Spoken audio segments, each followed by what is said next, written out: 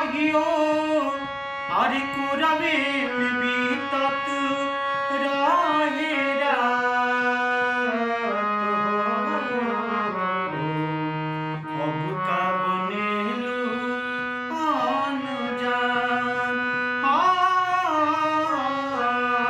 कहियो अरे कुरवे में बीतत रहे रात हो। अब का बनेलू आन जान।